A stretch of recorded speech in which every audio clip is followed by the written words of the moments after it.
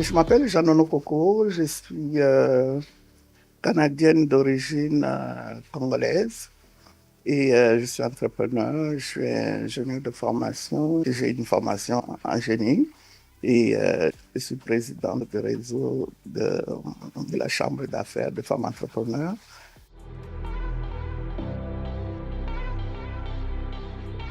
Je pense que l'aîné, c'est quelqu'un qui occupe une place particulière dans, ça peut être l'expérience, ça peut être une expertise, quelqu'un qui a un savoir qui transmet un savoir de mémoire, un savoir-faire, quelqu'un qui transmet à une nouvelle génération certaines valeurs.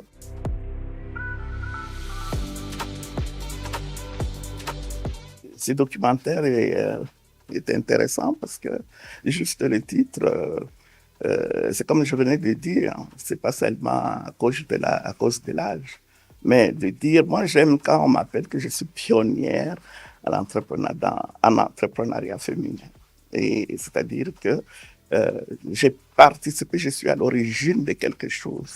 J'ai participé à un mouvement quelconque. J'ai été là en premier que les autres et j'ai les connaissances que je peux transmettre à d'autres générations. Moi, je suis passé par beaucoup de... Depuis mon arrivée, j'ai vu beaucoup de révolutions ici au Québec depuis les années 80. Et jusqu'à aujourd'hui, il y a eu beaucoup de révolutions. Donc, je peux m'estimer que c'est vraiment à cause de ça que j'ai accepté de partager mon expérience et mes valeurs.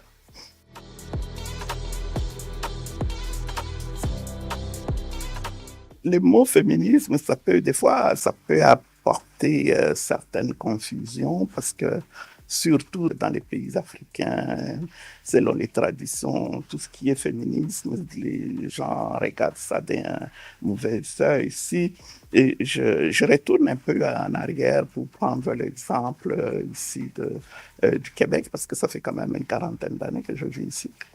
Donc, le féminisme, vraiment, ici au Québec, ça a commencé avec la Révolution tranquille, hein, dans les années 1960, où les femmes ont eu il y a eu beaucoup de révolutions, les femmes se sont battues pour défendre leur intégrité, pour défendre leur place, d'être considérées comme citoyennes à part entière, parce qu'avec le code civil du Bas-Canada, hein, les femmes ici au Québec n'avaient pas vraiment beaucoup de valeur. Les femmes se sont battues pour l'égalité entre les femmes et les hommes, l'égalité salariale, la diversité, les droits de reproduction, les droits des femmes, les droits de vote. Donc, vous voyez qu'il y a eu quand même beaucoup des avancées où les femmes ont pu remporter, sont arrivées quand même à avoir les droits de vote, peuvent avoir une certaine autonomie de faire leurs propres affaires et aujourd'hui, ça continue.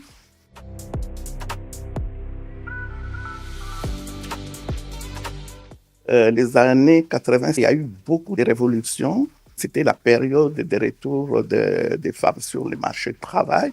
J'ai vu beaucoup les femmes commencer à vouloir prendre leur place, à créer leurs entreprises, à avoir une certaine autonomie. Et moi, personnellement, je suis venu ici pour étudier en 81 à la faculté de génie, justement, génie forestier. Quand j'ai terminé mes études, je commençais à me sentir marginalisé. Une fois vous terminez les études, vous êtes supposé travailler. J'ai constaté qu'il y avait certains obstacles, certaines barrières qui empêchaient, en tant que membre de communauté de la diversité culturelle, d'accéder à certaines positions. Je peux dire qu'il y a eu quand même beaucoup d'évolution parce que on ne voyait pas les communautés culturelles travailler dans les espaces, dans les supermarchés comme aujourd'hui, là. C'était des endroits qui étaient fermés, même dans les systèmes de santé. C'était des endroits où c'est pas n'importe qui pouvait avoir accès. Alors moi, à ce moment-là, j'ai constaté quelque chose, j'ai commencé à m'impliquer à participer dans les discussions. Comme présidente des femmes immigrantes, j'ai commencé à participer à des discussions au Conseil des statuts de la femme à Québec.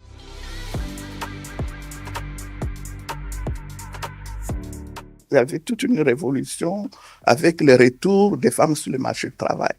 Les femmes voulaient avoir un certain leadership féminin. Les femmes voulaient devenir leur propre patron, créer leurs entreprises. Mais maintenant, il y avait certaines discriminations. Il y avait une discrimination qui faisait que les femmes n'avaient pas aussi les capacités d'emprunt, d'obtenir du financement comme son homologue masculin. Donc, c'est à partir de ça qu'il y avait, comme pour ces genres de stéréotypes, des barrières, et c'est comme ça que l'entrepreneuriat féminin a commencé. L'entrepreneuriat a commencé avec ces livres-là. Ces livres, c'est Mythes et réalité pour entreprendre au féminin. On voulait savoir comment les femmes pouvaient entreprendre au féminin. Donc. Et il y avait beaucoup de mythes. Les femmes pouvaient faire ceci, les femmes ne pouvaient pas faire cela. Alors, il y a eu tout un mouvement. Il y a eu aussi des études des banques de Montréal qui montraient que la femme était capable et qu'il y avait une certaine révolution. Les femmes étaient devenues incontournables parce que on pouvait voir les entreprises créées par les femmes à l'époque. Elles pouvaient créer des emplois. Il y avait 700 000 entreprises qui créaient des emplois à 1 700 000 Canadiens. Et la majorité des femmes qui étaient là, c'était les gens qui avaient des entreprises beaucoup plus stables, c'était des femmes. Alors, à partir de ces moments-là, les institutions financières ont commencé à changer leur façon de voir les choses.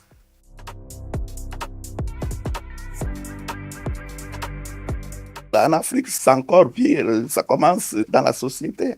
Selon le rôle que joue la femme en Afrique, il y a une séparation nette où les petites filles, c'est à la cuisine, et les petits garçons, il peut aller travailler, il peut aller jouer dehors, lire les journaux, regarder la télévision. Donc il y a une séparation nette.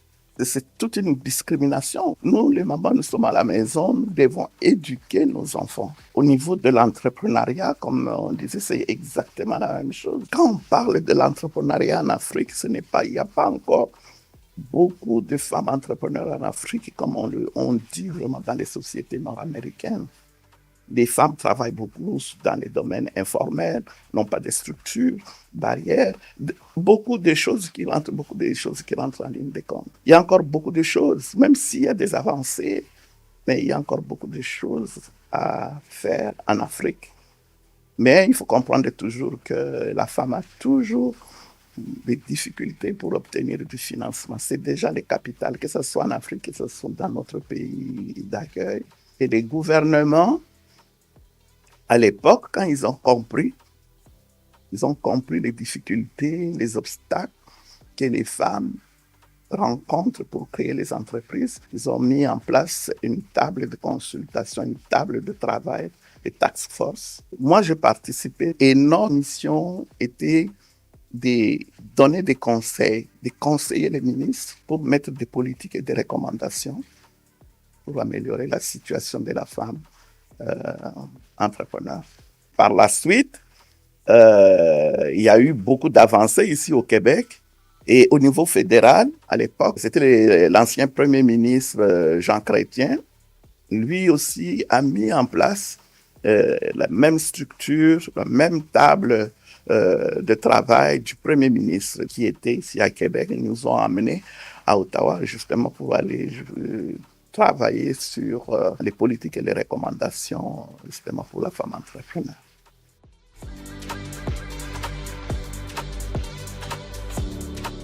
Le vœu, c'est de travailler parce que c'est eux qui vont retourner pour aller bâtir. C'est eux qui doivent faire les ponts entre le Canada et l'Afrique parce qu'ils connaissent les deux cultures. Ils connaissent la culture africaine de leur pays d'origine et ils connaissent aussi la culture de leur pays où ils vivent, où ils sont nés ici. Et moi, je pense que le vœu est que nous puissions transmettre de bonnes valeurs à nos jeunes qui, eux aussi, doivent transmettre ces valeurs-là dans leur pays d'origine pour bâtir leur propre pays.